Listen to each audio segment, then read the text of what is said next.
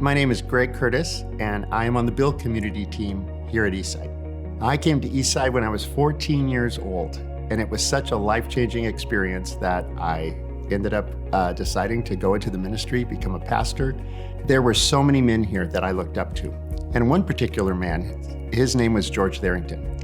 He had 4 degrees. He had 2 science degrees, an MBA from Pepperdine. He was a microbiologist. He had 6 patents with the Library of Congress. He was an accomplished man who came from the East Coast to California during the time just after the Civil Rights Movement. In fact, he actually marched with Martin Luther King and was there to hear the speech. And so by the time I graduated Bible college, Eastside decided to start its second of 6 church plants in Southern California at that same time. And I got to be on the staff team for their church plant in Yorba Linda. Well, George Tharrington and his family lived in Yorba Linda. And eventually, after 10 years, I became the senior pastor of that church, and George became an elder in that church. And so we walked very deeply. And there was one time where he and I had a conversation that I will never forget. He began to tell me a little bit of his background, and he was reluctant to, and I couldn't understand why, so I felt like I was fishing a bit. I had to pull it out of him. He shared that when he got here, he was unable to, as an accomplished person, to buy a home in Fullerton and in Yorba Linda because nobody would have a Black person live in their neighborhood. This would have been in the late 60s, early 70s, and his solution was he had to become elected as the president of the Fair Housing Commission to ensure that he and his family could buy a home. George and his son, he told me, would get pulled over about once a year in Yorba Linda and ask, "What are you doing here?"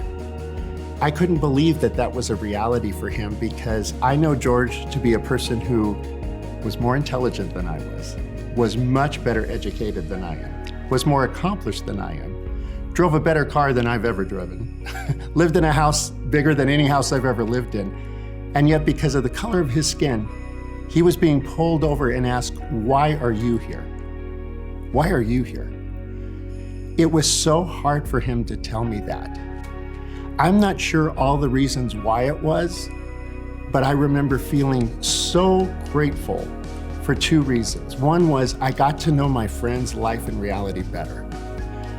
The second reason is it helped to break a cycle of complete unawareness in me, complete ignorance that there are people who experience the same neighborhood, the same church, the same everything to me differently than I do. And I now had a chance to choose sensitivity, to choose love, and what love would require of me as a follower of Jesus in a completely fresh way that builds bridges between not just people, but groups of people.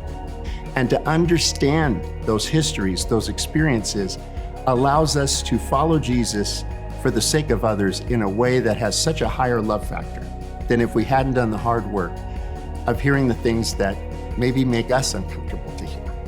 And since Eastside is a church that's for everybody, it really goes beyond just welcoming everybody. It means taking the time to know the preferences and the experiences of other people so that you can love them well. And I think that as we navigate the issues of race in our day now, in this particular decade, we would represent Jesus well by knowing and understanding and affirming the experiences of others that are different from ours so that we can love them better because this church is for everyone. My name is Greg, and I'm a cycle bringer.